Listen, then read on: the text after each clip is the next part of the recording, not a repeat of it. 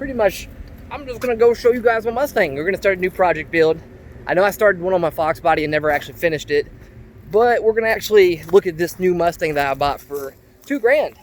$2 grand. It has a little bit of a knock, kind of sucks, but it had a huge vacuum leak, so a little bit of body work it needs to be done. So yeah, let's just look at it. Let's just see where the project's gonna start. All right, so here it is. It is a 2002 Mustang GT. It's got a little bit of damage on the bumper. The hood needs to be shined up. Probably got a couple spots that, yeah, like right here, it's not a good. It got a little bit of cracks up here. I mean, that's nothing new. Down here in Florida, those things go by the year. I mean, it's rough. It's got a couple spots that need to be done. I found a bumper for cheap, and then these little pads in here that you actually attach to the bumper. They can be fixed. I mean, for $2,500, the car runs. It's a 5-speed manual, black interior. You know, it's got all your basic stuff completely stock. See, I'm gonna go ahead and not too worn out on the paint. Black interior. It's beautiful interior. This car is absolutely beautiful on the inside. So it's got one more spot right here that I'm kind of worried about. A little bit rusty. I've took it to a guy that we're cool with, and he said that he'll be able to take care of it. Said it's no big deal. Got a little bit of scratches right here on the bumper. Looks like they barely scratched something, but it don't look like it's deep enough to actually do any damage. So we'll be able to paint right over that, and even if we can't, at least get the right color, you won't be able to tell. And there's plenty of spots from even right here, you can't tell.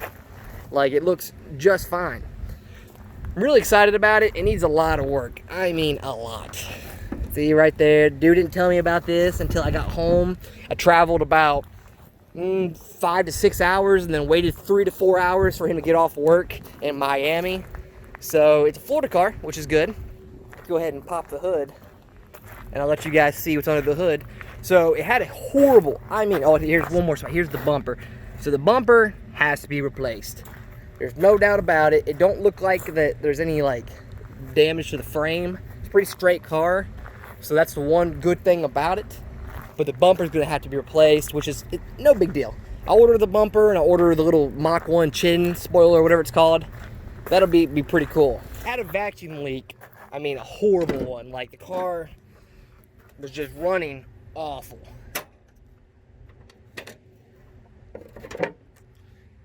So it's your basic 4.6 liter V8 motor, you know. I don't really know where this came from. It had a filter, you know, your basic, you know, K&N filter bullcrap into the fender. I don't really think this is good. I was kind of upset when I saw this. And then if you noticed, someone has been trying to get this car to run, because if you look at all these zip ties, someone has been through with brand new coils, brand new fuel injectors, brand new spark plugs, just tons and tons of things, trying to get rid of the vacuum leak, because I mean, it was running horrible. But what it was this right here.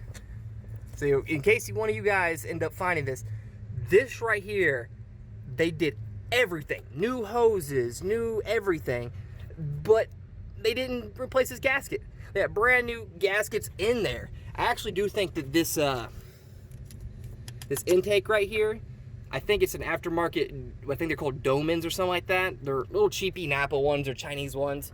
Kind of sucks, because I'd rather have the original one, just for the fact that's going to get replaced. I mean, without a doubt, everything in this car is getting new injectors, new coils, new everything, because if they buy one thing that's eBay or Chinese or whatever, you don't want it. And then even worse was, I don't have any idea, but they took out the heater core.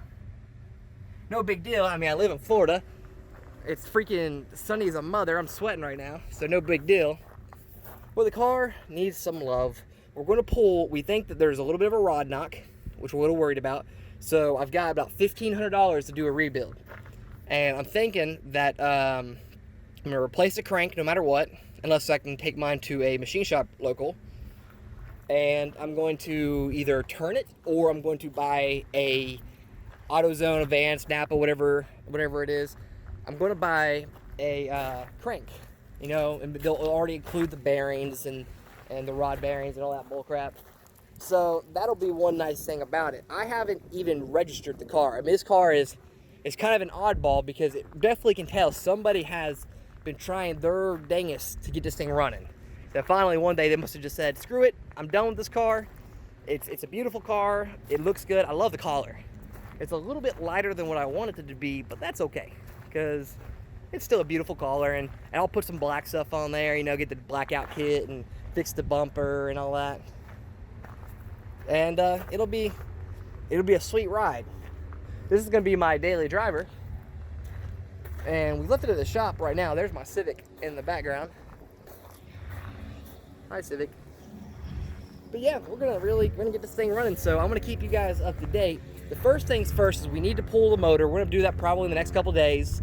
We'll get a little bit of free time at work, and we're going to pull the motor. We're going to check and see if there's any spun bearings. If there is, we're going to check to see if there's any cylinder damage or anything like that. If not, then we're just going to change the crank out. We're going to do timing chain. So this is the full list, so get ready for this. We're going to do coil packs, MSD coil packs. We already did new spark plugs. We did those just to do them because we were checking to make sure that it wasn't a spark knock. We did the gasket. We fixed the filter because the filter, this was nuts. So I drove the car 200 miles home, and the freaking filter wasn't even, the clamp that goes around the filter that you're supposed to tighten wasn't even tight. I was furious. There's a couple things on this car that it's been, I want to say redneck. I mean, I did this. There wasn't even a bolt here. I just needed something to hold this down.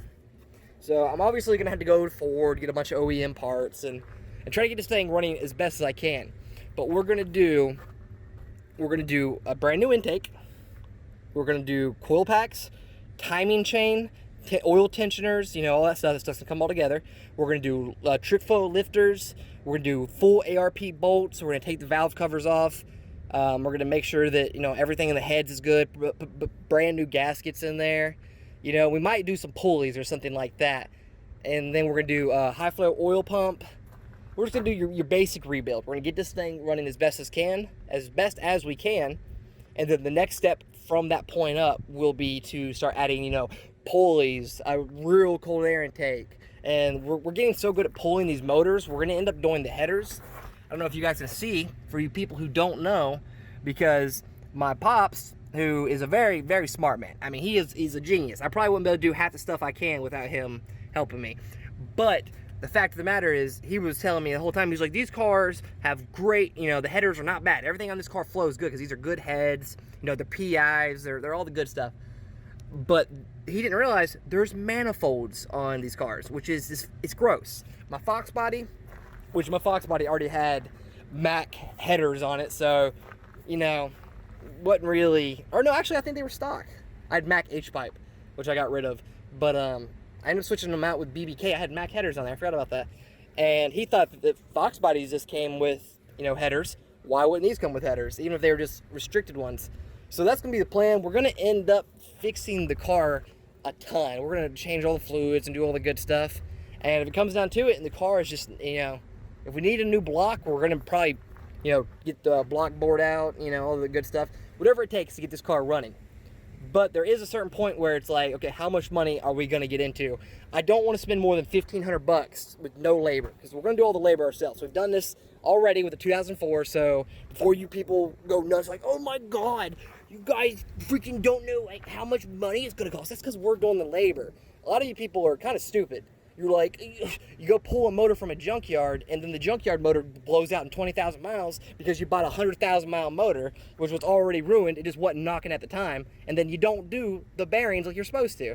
So it's like, it cost me $5,000. It cost you $3,000 in labor, $1,000 for a block, and, you know, however much, you know, bullcrap is. Because we just did the timing chain and oil tensioners and all that, which they're plastic in there, so they're pretty dudley and crappy anyways. And, you know, that right there, I think Ford, we called Ford and we just wanted to get a quote because we wanted to see how much work we were really getting into. And they charge about 20 to 25 hours just for an oil tensioner. And you don't even have to remove the oil pan. So, but we removed the oil pan because our oil tensioner or our other one actually went down, like it actually broke.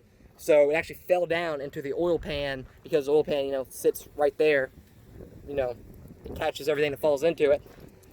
So we end up cleaning all that out and pulling the oil pump and all the screen and all that bull crap and getting it all nice and dandy. So we're gonna do the same thing with this one. We're just hoping that we don't have too much cylinder damage. No cylinder damage. Throw a new crank in there, throw some bearings. We're gonna do piston rings and everything. We're gonna do a fresh rebuild. We right now, as currently on Summit, we have about $1,300 to $1,400 in parts that we're about to order. So yeah, we're gonna get on it. But I'm definitely gonna keep you guys informed. Talk about, you know, some of the things that we're seeing here and things you should look out for, maybe. If you guys have questions. Or I'll just be like, yeah, this is my Mustang.